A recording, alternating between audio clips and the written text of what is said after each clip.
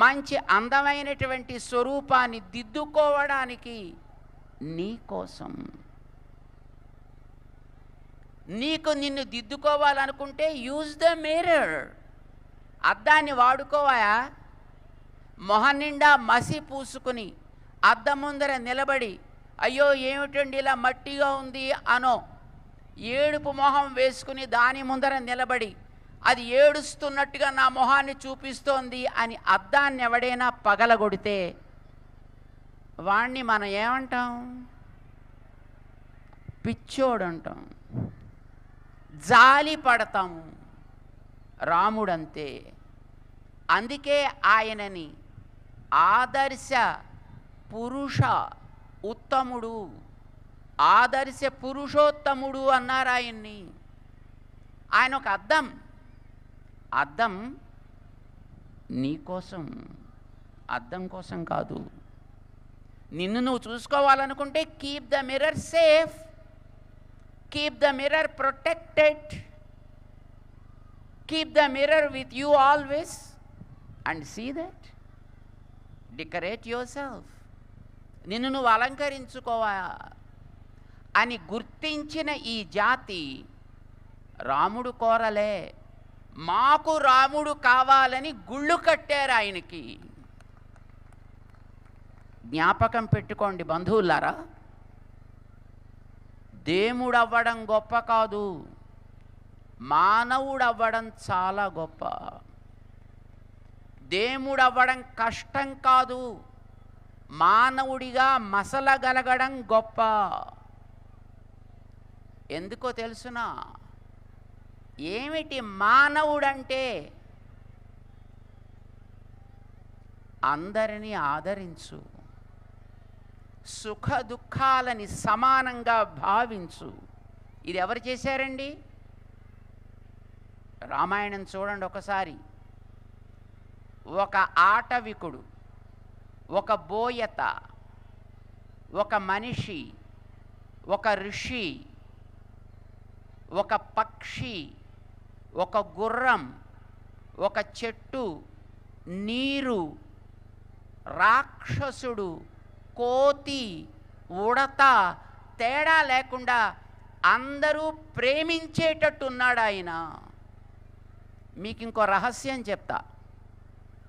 ఎవరైనా మిమ్మల్ని కొట్టారనుకోండి, మీరేం చేస్తారు చెప్పండి? మళ్ళీ తిరిగి కొడతారా? కొడతారు. కొట్టలేక ఎవరితోటో వెళ్ళి చెప్పారనుకోండి, ఏమని చెబుతారు? వాణ్ణి గట్టిగా తిట్టి మరీ చెబుతాం. ముక్కు చెవులు కోసాడు శూర్పణఖకి. తెలుసును మనందరికీ, ఎందుకంటే ఆవిడ మన ఫ్రెండే కదా. ముక్కు చెవులు కోయించుకున్న శూర్పణఖ తన అన్నల దగ్గరికి వెళ్ళింది కంప్లైంట్ చేద్దామని. ఎలా కంప్లైంట్ చేసిందో తెలుసునా?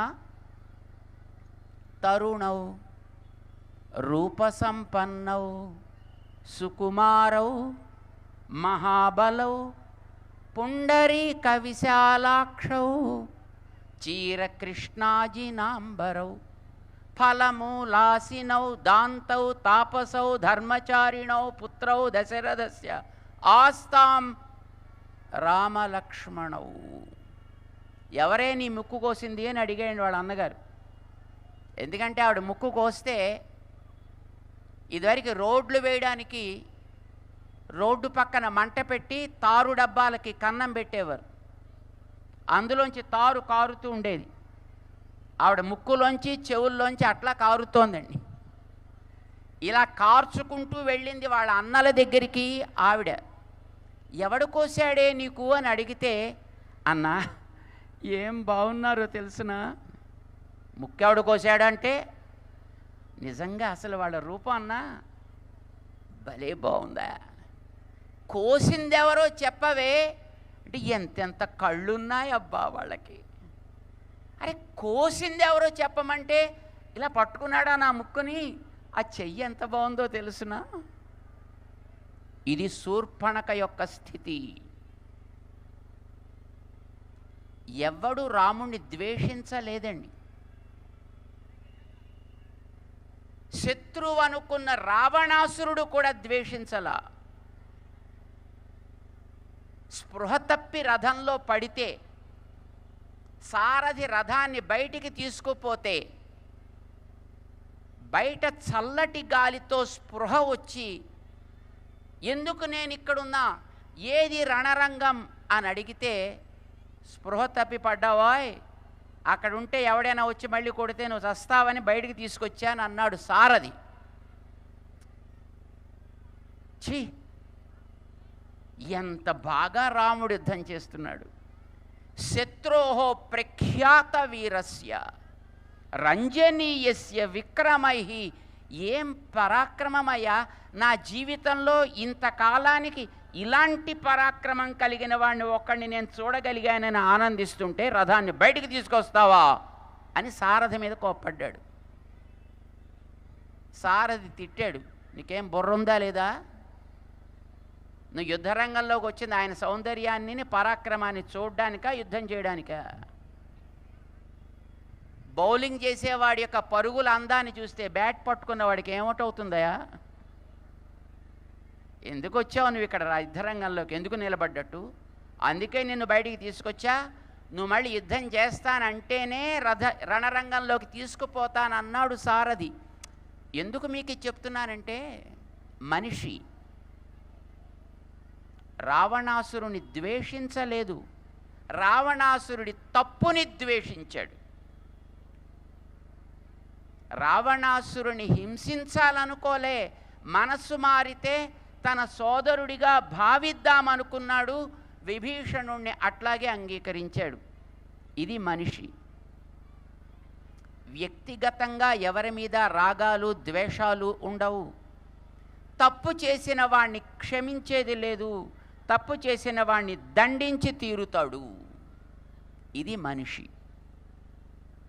కష్ట సుఖాలు వస్తాయి జీవితంలో, ఎంతటి వాడికైనా వస్తాయి కష్ట సుఖాలు. తట్టుకో. కష్టం వస్తే సముద్రం అడుగుకి కుంగిపోకు, సుఖం వస్తే ఆకాశపు అంచుల్ని తన్నే ప్రయత్నం చేయకు. రెండిటికి కూడా బ్యాలెన్స్ చేయడం నేర్చుకోవా. ఇది మనిషి. అది చూపించాడు రాముడు. అది భారత జాతి యొక్క జీవనాడి.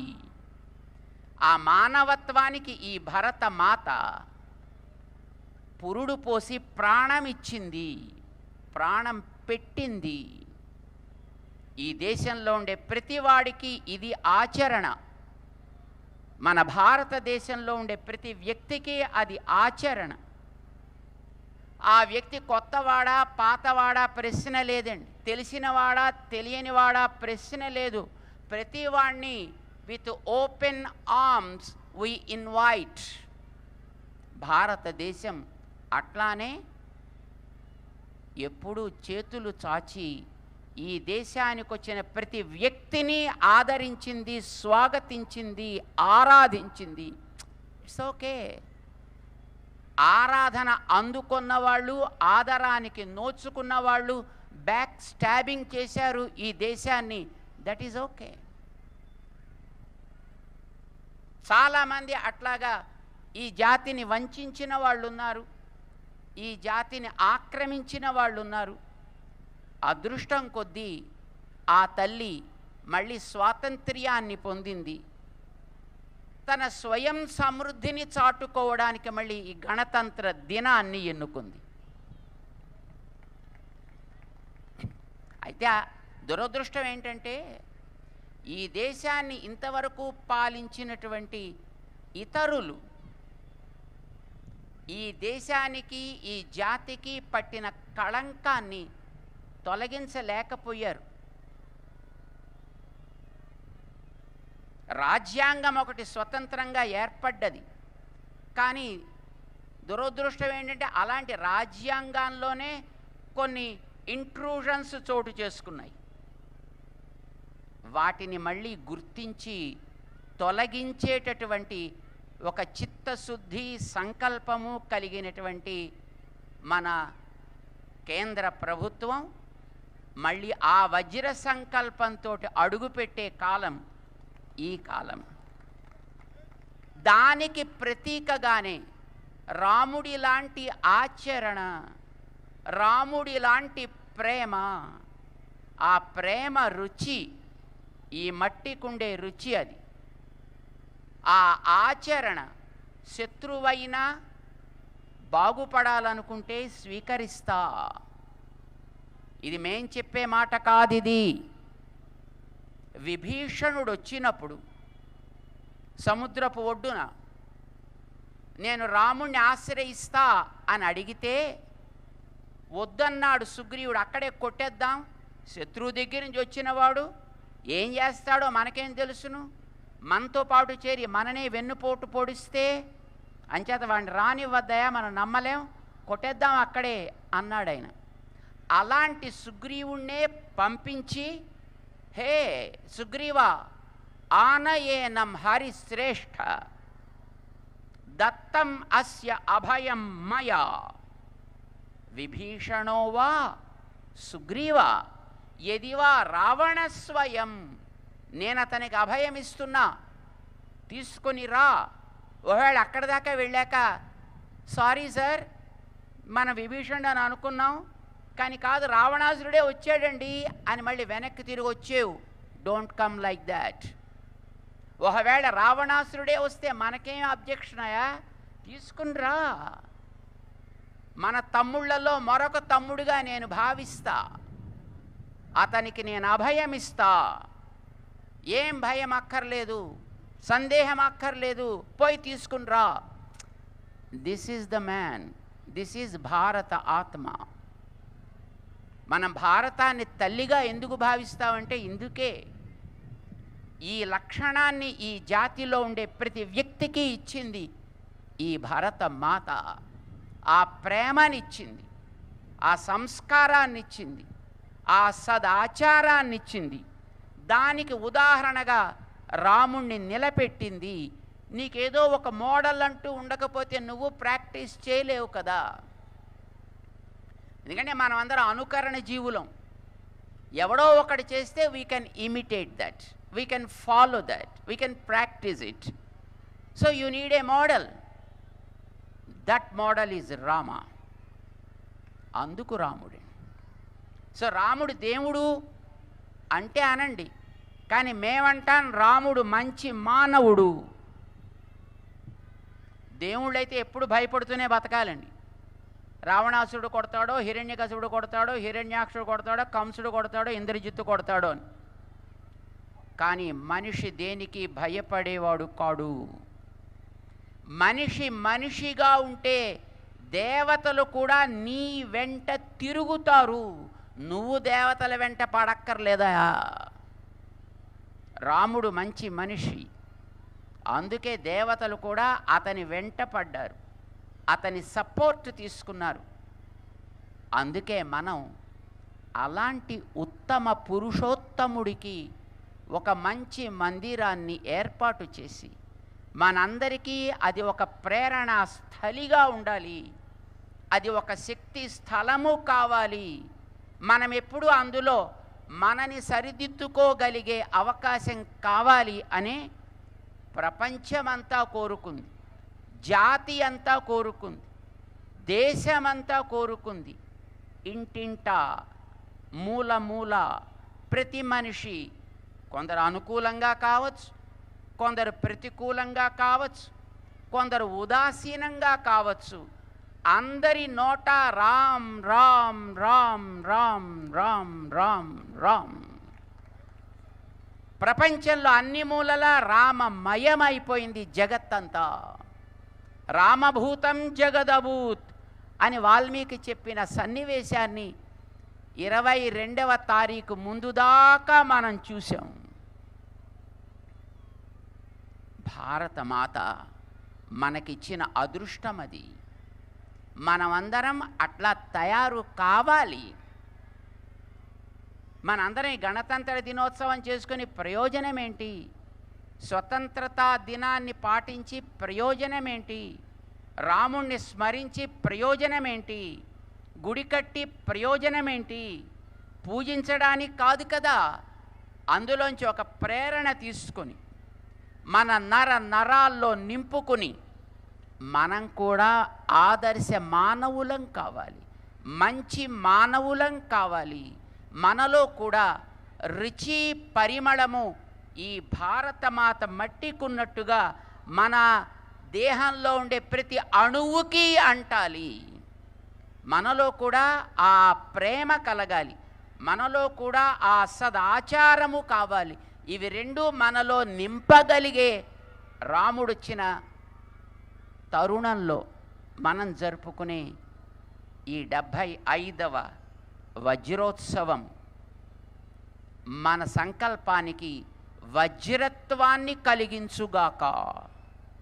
ఈ దేశానికి వజ్రతుల్యమైనటువంటి నేతృత్వాన్ని వహించగలిగే నాయకులకి మంచి ఆయువు శక్తిని ప్రసాదించుగాక. మనందరినీ వారి వెంట నడవగలిగే యోగ్యులైనటువంటి భారతీయులుగా తయారు చేయుగాక. అందుకే మనం భారత మాతకి హారతి. తల్లి ఆశీర్వదిస్తే తనయులు సాధించలేనిది లేదు. ఆవిడ మనస్ఫూర్తిగా ఆశీర్వదిస్తే ఏదైనా చేయగలుగుతారు. అందుకే ఇది అందరికీ దక్కాలని మా కిషన్ రెడ్డి గారు అద్భుతమైనటువంటి సంకల్పం చేశారు. 7 ఏళ్ల నుంచి భారతమాతకి చక్కటి హారతులని అందించేటటువంటి ఒక అద్భుతమైన అవకాశాన్ని వారొక్కరు ఇంట్లో కూర్చుని చేసుకుంటే చేసుకోవచ్చు, కానీ ఇది అందరికీ పంచాలి. అందరూ ఇట్లాంటి వజ్రతుల్యులు కావాలి. అందరికీ ఈ శక్తి నిండాలి నరములలో అని సంకల్పించి భారతమాత హారతిని ఈ రోజున ఈ గణతంత్ర దినోత్సవం నాడు ఏర్పాటు చేయడం చాలా సబబుగా సమయోచితంగా ఉన్నది. ఇలాంటి ఒక మంచి కార్యక్రమాన్ని సంకల్పించినటువంటి సాంస్కృతిక మంత్రివర్యులకి మేము ఇలాంటి సంస్కృతిని సంప్రదాయాన్ని దశ దిశలా వ్యాపింప చెయ్యగలిగేటటువంటి శక్తి ఏర్పడాలి అని మేము భగవంతుణ్ణి ప్రార్థన చేస్తూ, దీన్ని ప్రోత్సహించడానికి ఇక్కడ చేరినటువంటి భగవద్బంధువులైనటువంటి మీ అందరికీ కూడా మేము అనేక మంగళాశాసనాలు చేస్తున్నాం. ఆంజనేయ స్వామిని అందంగా అందించాలని ప్రయత్నం చేసినటువంటి ఈ హీరోలకు కూడా మేము అనేక మంగళాశాసనాలు చేస్తున్నాం. చిన్నారులు వారికి అద్భుతమైనటువంటి భవిష్యత్తుని ఆ ఆంజనేయ స్వామి ప్రసాదించుగాక అని మంగళాశాసనం చేస్తున్నాం. జై శ్రీమన్నారాయణ, జై శ్రీమన్నారాయణ, జై శ్రీరామ్. पवन सुत हनुमान की, बोल भारत माता की, वंदे वंदे वंदे. जय श्रीमन्नारायण. ధన్యవాదాలు స్వామీజీ, మీ మంగళ శాసనాలు మా అందరికీ అందించినందుకు. ఇప్పుడు కిషన్ రెడ్డి గారి కుటుంబ సభ్యులు, వారి శ్రీమతి కావ్య గారు మరియు కుమార్తె, వారి కుటుంబ సభ్యులను వేదికపైకి వచ్చి స్వామివారి మంగళ శాసనాలు తీసుకోవలసిందిగా కోరుతున్నాం.